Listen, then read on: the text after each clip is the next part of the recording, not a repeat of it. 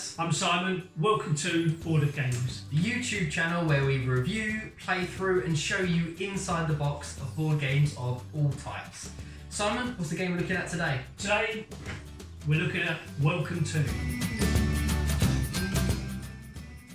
Now you're an architect in 1950s America and your job is to create the best estates in your little town. Whether it's Amity Island, Hill Valley, you know what they are, well done. You want to be the greatest architect of all. Indeed.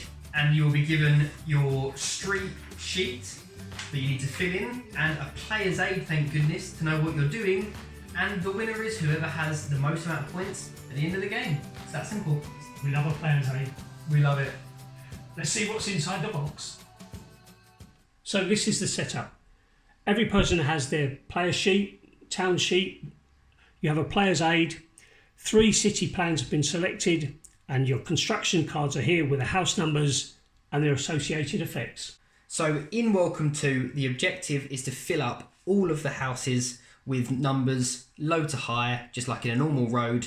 The numbers are 1 to 15, and of course these effects above the numbers are what you also have to do. The game ends when a player has built or filled in all their houses on all 3 streets. The game also ends if a player has completed all 3 of the randomly selected city plans. If at any time you can't use any of these 3 numbers, you cross off one of the building permit spaces, cross off 3, game ends. That's how the game ends. Let's look at some of the effects that come along with the house numbers. So we're set up for the first turn for everybody because we all play at once. And I'm going to take the 4 or use the 4 because I want to use the swimming pool. And what you do for that is decide where it goes. Now this is a lovely spot for a 4. I'm going to put it there. I circle the swimming pool. I cross off my lowest number now. So at the end of the game, whatever the lowest uncrossed number is, that goes towards my final score. And at the same time, I'm also looking at what I'm going to take. I'm actually going to go for the 12 and the park, and I'm going to put it in here. So I fill in the 12 and I cross out the lowest park number. So at the end of the game, whatever my highest or lowest number that's uncrossed is, I then put it in first street, second street, third street. The more parks I have in a road, the higher the point is going to be for my parks. We're trying to make this the nicest place. So the more pools, the more parks. Brilliant. Beautiful. The other option we have is using a 7 with a fence. Now, fences are vital. If you want to fulfil the city plans, say for instance this one, you need 3 estates of 3 houses. So if, for instance, I was using that, I'd go, do you know what, 1, 2, 3. I'm going to put a fence in there. Now, these white lines count as fences. So I've got an estate there. As soon as I've filled them up with numbers, I'm 1 step closer to achieving this. First person to do it gets 8 points. Everybody else after that gets 4 points. Same with these other ones. So once everyone's chosen their number, you then flip the cards and have the next turn. So we have a 6, a 15 and a 9 and the connected effect. Now, on the player's aid, it actually shows you how many numbers of a certain card there are. So it says there's only 3 15s in the entire deck. So knowing they're quite rare, I'm going to grab that 15 and put it in my street. So the connected effect is what's known as temp agency. So what I do is I scribble out the first diamond or the first part of the temp agency. And what that does is it can make any number 1 or 2 lower or 1 or 2 higher. So that 15, if I wanted, could have actually been a 16 or a 17 or a 14 or a 13.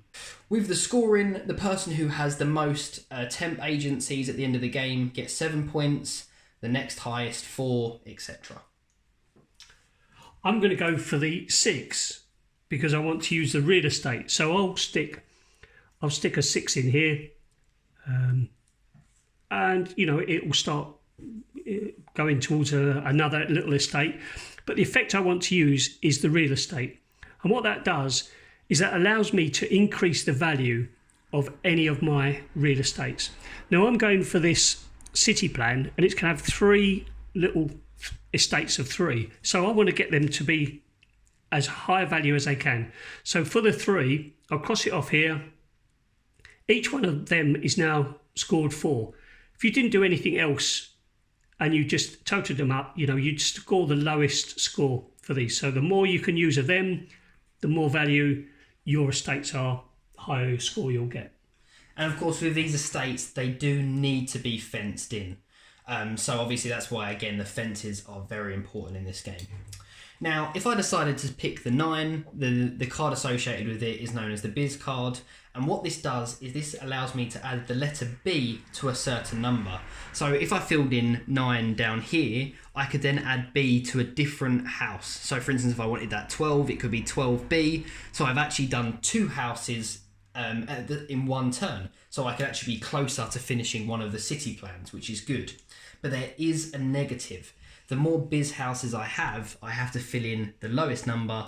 And at the end of the game, these are actually a negative. So it's fine at the moment, it's only a -1. But if I keep filling them up, it can quite quickly be quite bad. Yeah. And it's worth noting that all of these effects are optional. You don't have to use them. Obviously, you'll use a house number. You don't have to use them. It's worth remembering as well that the numbers don't have to go 1, 2, 3, 4, 5, 6. You could go 1, 3, 7, 8, 9, 10, 13, 15, whatever you want, as long as they go low to high. Okay, so we're a little bit later in the game. We've filled in quite a few of our houses, and these are the next 3 cards that have come up. Now, unfortunately, I cannot take any of these numbers. So I have to fill in one of the building permit refusals. If I get 2 more, the game will end and I will be left with negative points on this section. I'm going to use a 4 for this one. And what that does is it fills in my 3rd little estate of 3. So I've got 1 there, 1 here, I've just finished, and this one, which means I can now claim this bonus of 8 points. So I'll turn that over so nobody else can get it. But I'll put that, as it was number 1, put that in my score. So that'll count towards the end. And again, that's 1. If I get 2 more of those, the game will end for everybody as well. Obviously, I can still finish my city plan. I will just only get 4 points for number 1 instead. So what's happened now is I've got the last city plan that I needed, so I've filled that in. So I've now got 3, so the game ends. What happens now is we transfer our scores to the bottom of the sheet to total up. And find out who's won. It's going to be me. Probably. You can't prove it wasn't me. So that was Welcome To, a fun architectural building game, which is not something I say very often. Simon, what did you think? I really like this game. It's a flip and write game, similar to a roll and write game. So there isn't much interaction between players. The only time we interact is kind of, oh, I'm going to take that 6 with a swimming pool, and oh yes, I will. So there's that, but you can't directly affect another person. I like the fact that it's not till the end you know who's won. Yeah, that's really fun actually. Yeah. And you add up, you know, how mid you get? Yeah. You're always like, I've got this in the bag. And then someone's like, oh no, I've lost. 85, yes. What do you mean you got 104? The scoring is amazing. I've had 50 in the game and I've had 100. It's great. That's what I like about it. And the styling is fantastic. It's right up my street. Pun intended. Nice. What's not to love with that sort of styling? The cards are great. I really like this game. What do you think? Yeah, fantastic. Like you said, the theme is brilliant. I love the fact that you can have any number of players. You could play it with 2 people, or you could play it with 100. It comes with 100 player sheets, as Simon's got here. So if you want to play it with 100 people, you can. You all have your turn at the same time, which I think is very good because there's no downtime. You're just constantly playing. And I think that's great.